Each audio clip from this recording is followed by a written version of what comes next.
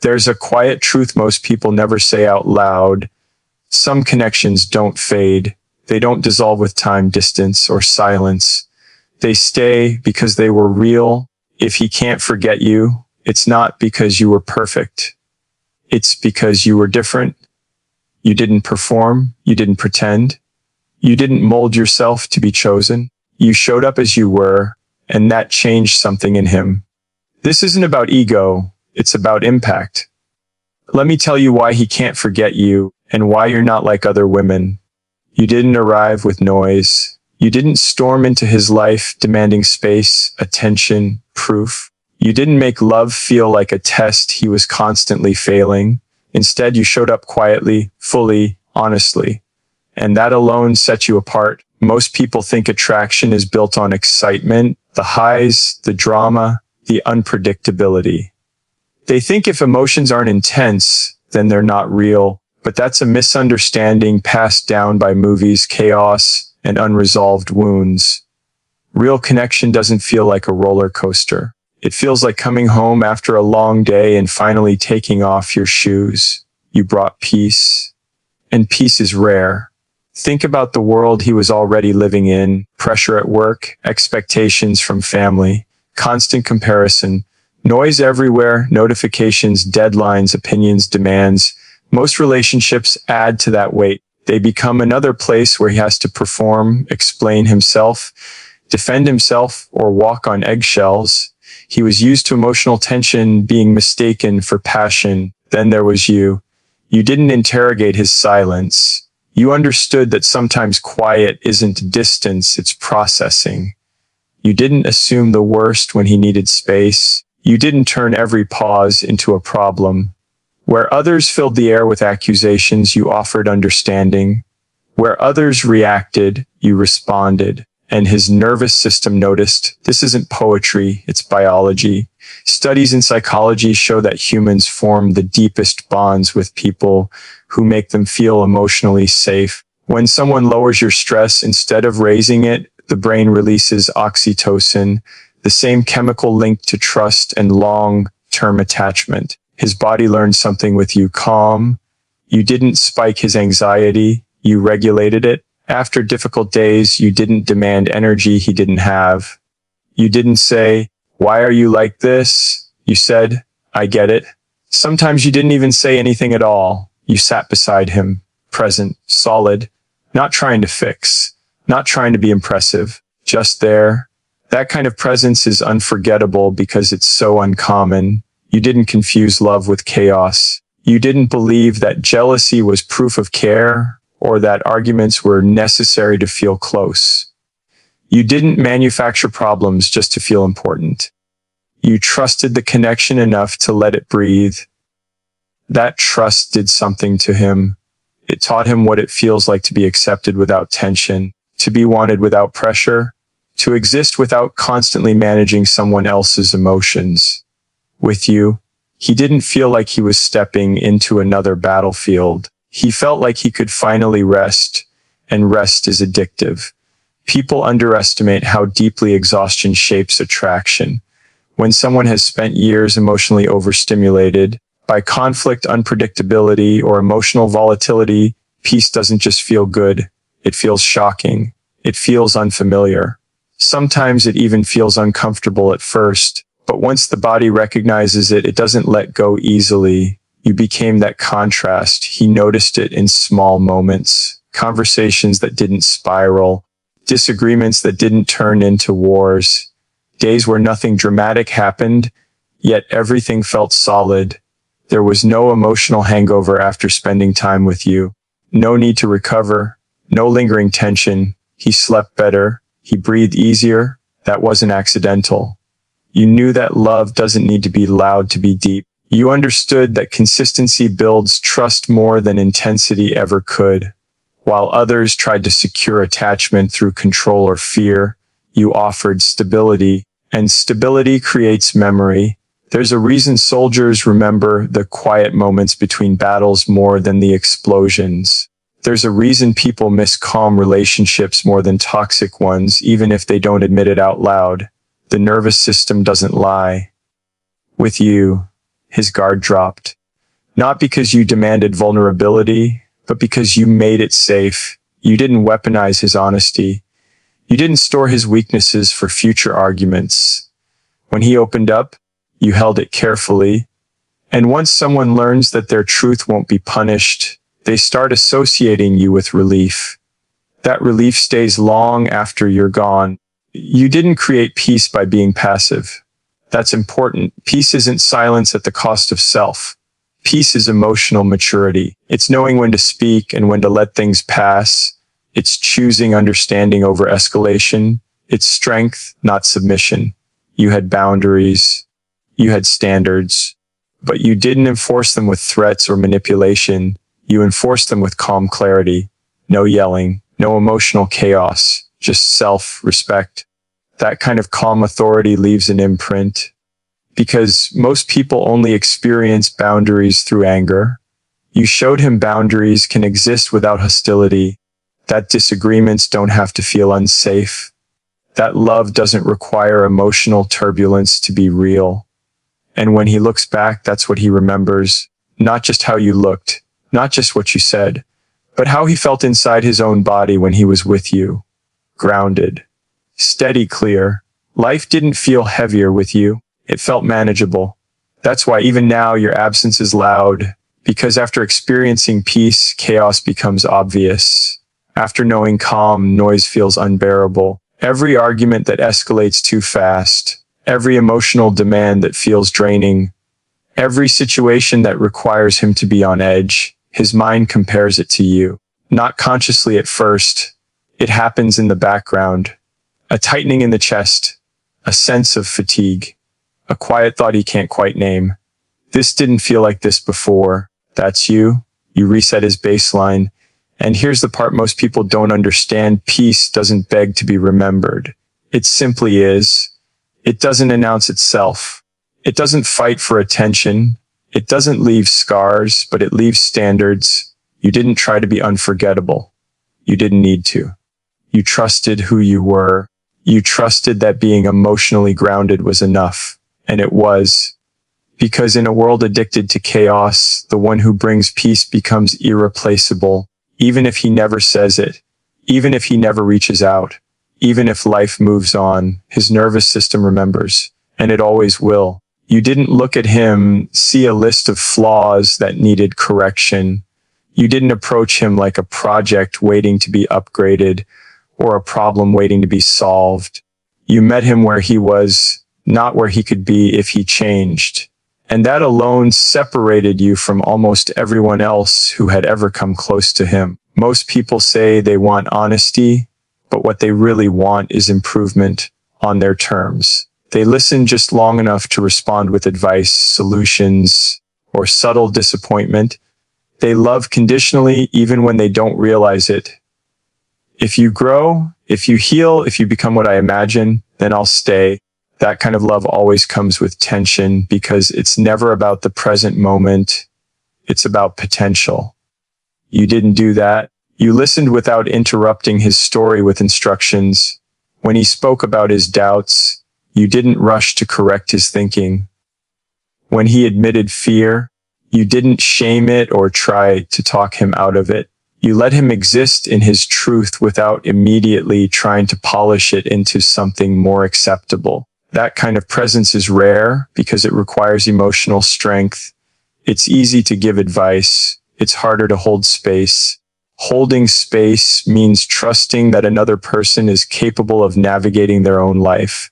It means resisting the urge to control the outcome so you can feel safe. You trusted him, and that trust did something profound. It told him, without words, that he was enough as he was in that moment.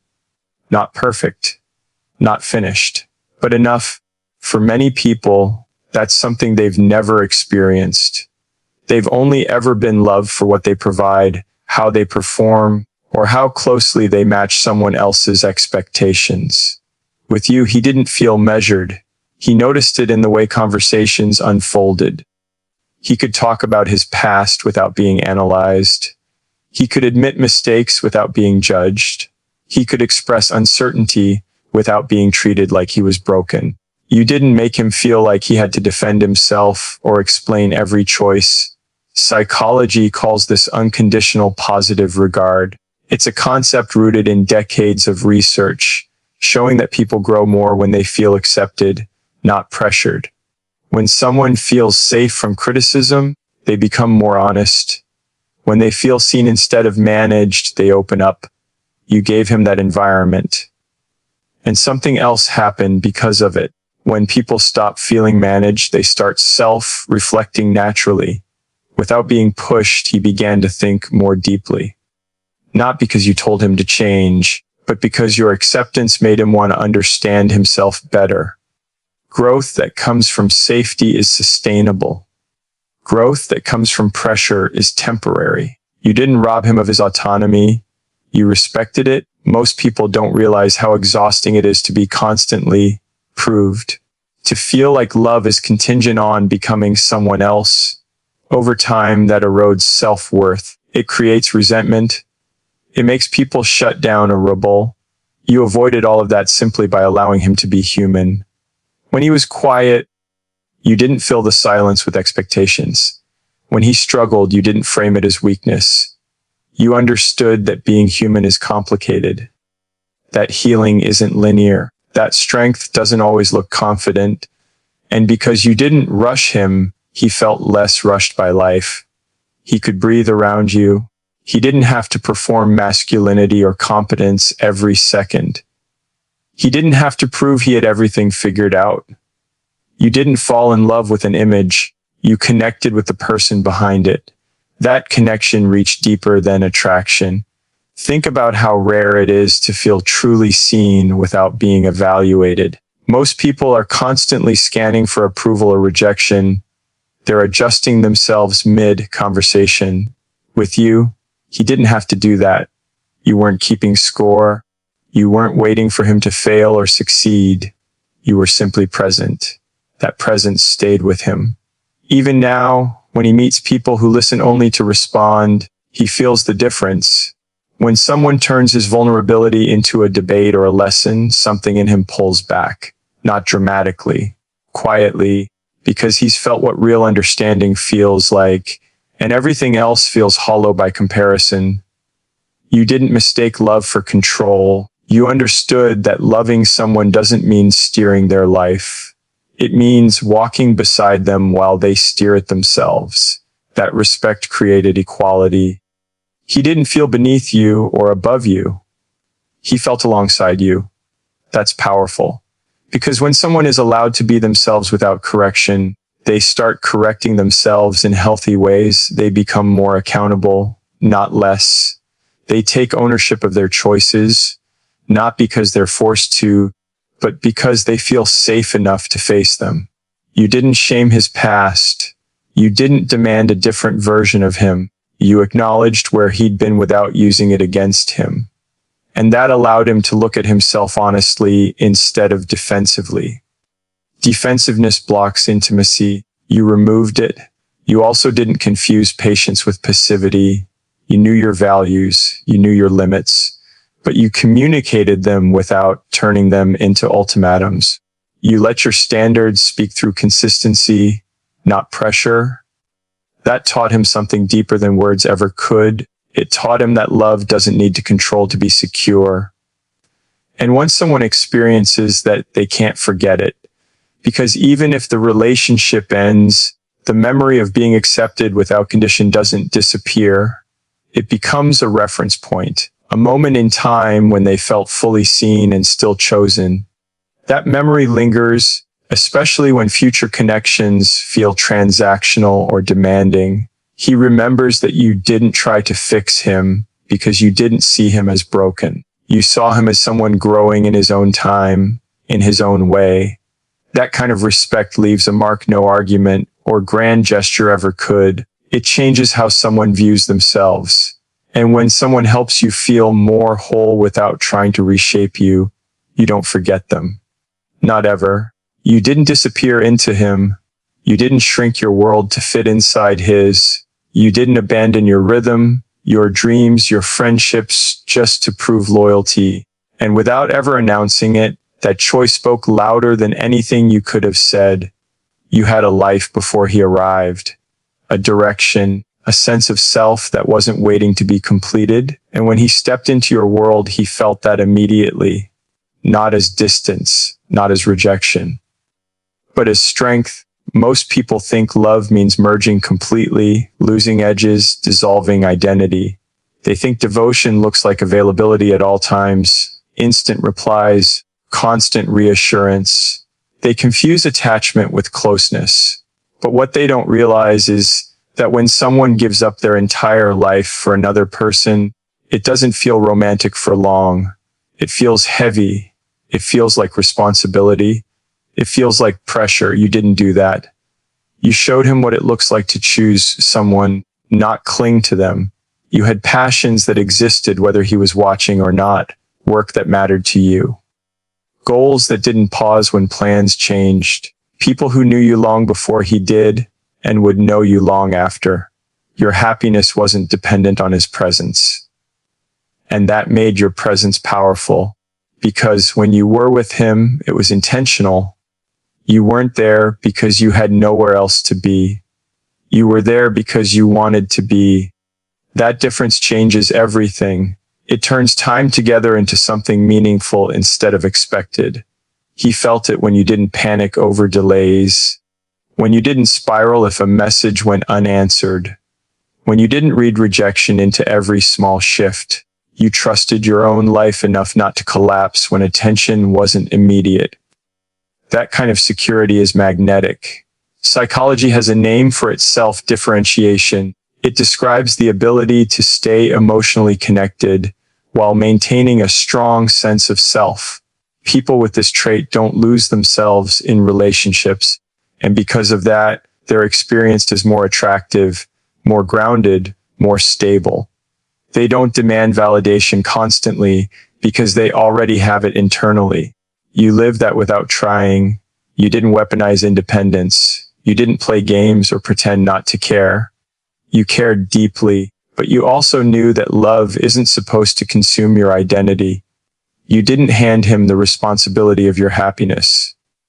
You carried that yourself, and that freed him, because nothing drains a connection faster than feeling like someone's emotional survival depends on you.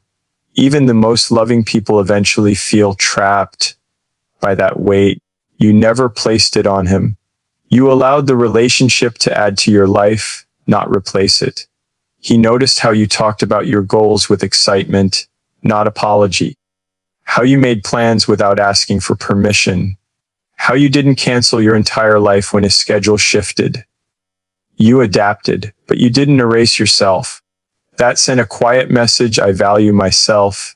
And when someone values themselves, others feel it instinctively. There's no need to prove worth when it's already embodied. You didn't compete for his attention because you weren't empty without it. You didn't chase because you weren't lost when he walked away. That's not indifference. That's wholeness. He felt it when disagreements didn't turn into desperation. When you didn't threaten to leave just to be heard. When you didn't beg to stay just to feel chosen. You spoke your truth and trusted that the outcome would be okay either way. That kind of emotional independence is unforgettable because it's rare. Most people are taught subtly or directly that love requires sacrifice of self, that if you're not losing something, you're not committed enough. You challenged that belief simply by existing as you were. You showed that love can be deep without being consuming. And here's the part that stays with him the most. You didn't need him to validate your worth. You enjoyed being desired, but you didn't depend on it. Compliments were appreciated, not required. Attention was welcome, not demanded. That balance created respect, because desire grows in space. When someone has a full life, time together becomes precious. When someone has nothing else, time together becomes expected. You made moments feel chosen, not owed. He remembers the way you left to meet friends without guilt. The way you pursued your interests without explanation. The way you returned energized, not depleted. You didn't drain the relationship for identity. You brought identity into it. And even now, When he encounters connections where someone's entire emotional world collapses into him, he feels the difference immediately. The constant need, the pressure to fill every gap, the unspoken expectation to be everything, it exhausts him. Because once someone experiences a relationship where they are a part of someone's life, not the center of it, they don't forget that relief. They don't forget what it feels like to be wanted without being responsible for another person's sense of self. You also didn't make independence cold. You were warm, present, engaged, but never needy. You laughed fully. You loved openly. You just didn't abandon yourself in the process. That taught him something subtle but important. Love doesn't have to cost you your identity. And because you lived that truth, you became a standard, not a comparison he makes consciously, but a feeling he measures everything against. When someone else clings too tightly, something in him resists. When someone else disappears into the relationship, something feels off. He remembers how you stood on your own, not to push him away, but to stand beside him. You didn't say, "I need you to be whole." You showed, "I am whole and I choose you." That choice carries more weight than dependency ever could. It creates admiration. It creates curiosity. It creates respect that lingers. Even if the relationship ended, even if time passed, even if life moved forward. Because people don't forget those who remind them what healthy love feels like. You didn't revolve around him. And that's exactly why he still circles back to the memory of you. You didn't confuse kindness with surrender. You didn't believe that being gentle meant being silent, or that loving someone required erasing yourself. You understood something many people never learn. Kindness is not weakness. It's control. It's clarity. It's strength that doesn't need to raise its voice. You treated him with warmth, not strategy. You spoke with care, not calculation. When he struggled, you didn't humiliate him. When he failed, you didn't hold it over his head. You chose compassion, but you never chose self-betrayal. And that balance is rare. Most people swing between extremes. They're either hard and guarded, using distance as protection, or they're overly accommodating, giving endlessly until resentment builds. You stood somewhere else entirely. You were kind without being fragile, open without being exposed, loving without being lost. He felt that immediately. You didn't punish honesty. You didn't weaponize vulnerability. When he opened up, you didn't store his words for future arguments. You didn't turn his fears into leverage. You understood that trust, once broken, doesn't heal easily, so you treated it carefully. That kind of kindness creates safety. But what made it unforgettable was that it came with boundaries. You didn't tolerate disrespect just to keep the peace. You didn't excuse behavior that crossed your values. When something hurt you, you said it calmly, directly, without drama, without threats. You didn't explode. You didn't beg. You stated the truth and let it stand. That takes strength, because it's easy to be loud. It's harder to be clear. It's easy to stay silent out of fear. It's harder to speak without anger. You chose the harder path, again and again. You showed him that kindness doesn't mean accepting less. It means knowing your worth so deeply that you don't need to defend it aggressively. You didn't need to prove you were strong. You were consistent, and consistency is power. He noticed how you handled conflict. You didn't try to win. You tried to understand. But understanding didn't mean agreement. You listened, and then you responded with honesty. You didn't invalidate yourself to make things easier. You didn't shrink to keep him comfortable.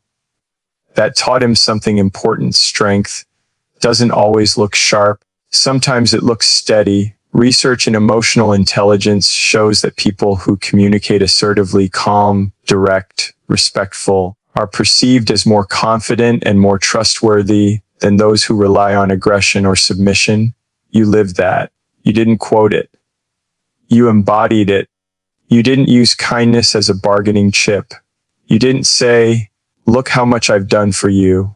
You didn't keep score. Your care wasn't conditional on being chosen. And because it wasn't transactional, it felt real. But here's what set you apart most. You didn't stay where kindness wasn't respected. When lines were crossed repeatedly, you didn't escalate. You didn't create chaos to be noticed. You didn't threaten or manipulate. You withdrew your presence with dignity, quietly, firmly. That kind of exit leaves an echo. Because most people either tolerate mistreatment too long or leave explosively. You did neither. You gave chances without losing self-respect. And when it became clear that kindness was being mistaken for weakness, you chose yourself without cruelty. That choice stayed with him. He realized something after you were gone. You didn't leave because you didn't care. You left because you cared enough about yourself not to stay small. That distinction matters. It reframes everything. Your kindness wasn't desperation. It wasn't fear of being alone. It was a reflection of who you are. And when someone meets that kind of kindness, they don't forget it easily. You also didn't confuse softness with passivity. You laughed easily. You loved deeply. You forgave when it was earned. But you didn't abandon your standards. You didn't chase people who didn't meet you halfway. You knew that real love doesn't require self-abandonment. He remembers moments where you could have reacted harshly, but chose restraint. Not because you were afraid, but because you were in control of yourself. That level of emotional regulation is rare. It signals maturity. It signals depth. And it made him feel something unexpected, respect. Not the kind that comes from fear or dominance, but the kind that comes from witnessing integrity. He saw that you didn't need to dominate a situation to stand tall within it. You didn't need to humiliate to protect yourself. You protected yourself quietly. That kind of strength doesn't announce itself. It reveals itself over time.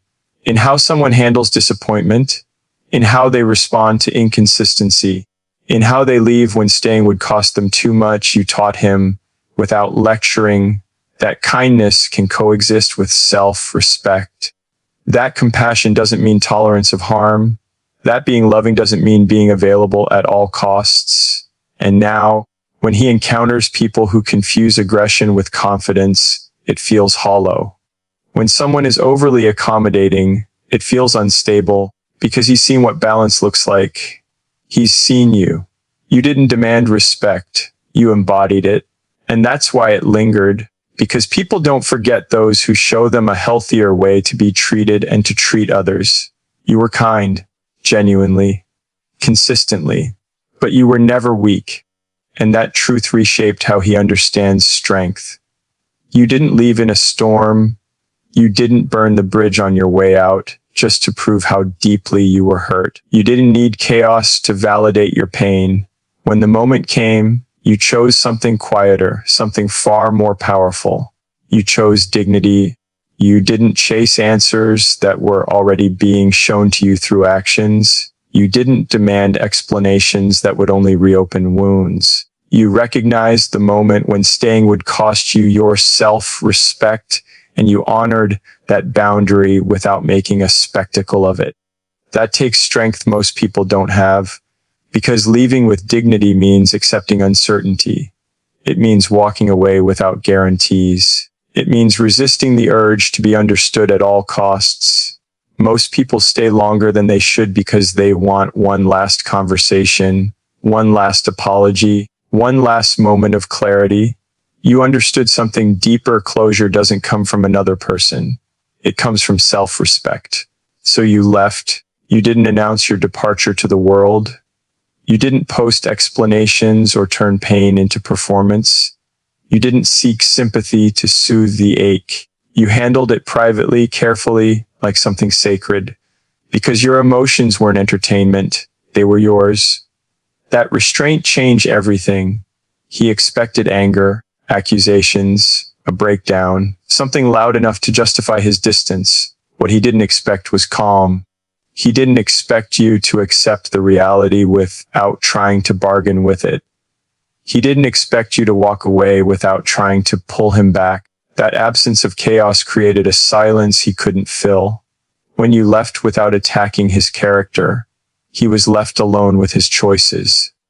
You didn't distract him with drama. You didn't give him something to fight against. You gave him space to feel the weight of what was lost. Psychology speaks to this too. The human mind struggles more with unresolved loss than with conflict. When something ends cleanly without emotional explosions, it creates cognitive dissonance. There's no villain, no justification, no narrative to hide behind, just absence, just reflection. You became that reflection. You didn't chase closure because you understood that begging for clarity often costs dignity. You trusted that if something was meant to be explained, it would be, and if it wasn't, you didn't need to force it.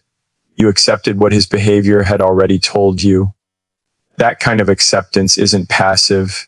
It's courageous. You also didn't try to stay friends just to remain connected. You didn't dilute your healing by pretending proximity was harmless. You respected yourself enough to step back fully. You knew that half connection prolongs pain, so you chose separation without cruelty. That choice stayed with him. Because when someone leaves loudly, they're easy to dismiss. When someone leaves quietly, they're harder to forget. There's no emotional mess to blame, no outburst to point to. Just a memory of someone who knew when to walk away. He noticed the way you didn't come back with questions weeks later.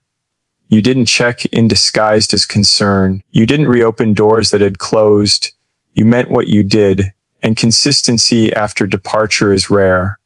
Most people leave and return. They say goodbye and then hover. They draw lines and then erase them. You didn't. You honored your word with action. That integrity created impact. Because now, when he looks back, he doesn't remember arguments. He remembers your composure. He remembers how you didn't beg to be chosen. He remembers how you chose yourself without humiliating him in the process. That kind of ending lingers longer than any dramatic breakup ever could. You didn't try to control how he remembered you. You didn't manipulate regret. You simply exited with self-respect. And paradoxically, that's what made you unforgettable. You also didn't rush to replace him to prove you were okay. You didn't use another person as evidence of healing. You allowed yourself to feel the loss privately, honestly. You didn't perform resilience, you lived it. That authenticity mattered, because pretending to move on quickly might convince the world, but it doesn't fool the people who mattered. Your silence wasn't indifference. It was processing. It was growth happening out of sight. And when he eventually realized you weren't coming back, it landed differently. There was no slow fade, no ambiguous connection, just finality delivered with grace. He felt the absence in moments he didn't expect. When something good happened and you weren't there to share it. When something went wrong and your calm wasn't available. When he realized the door hadn't been left open. That's when it hit. You didn't make leaving about punishment. You didn't use it to teach him a lesson. You left because you understood your worth, not because you wanted revenge. That difference matters. One is reactive, the other is rooted. And rooted choices grow deep impressions. You showed him that love doesn't require losing yourself.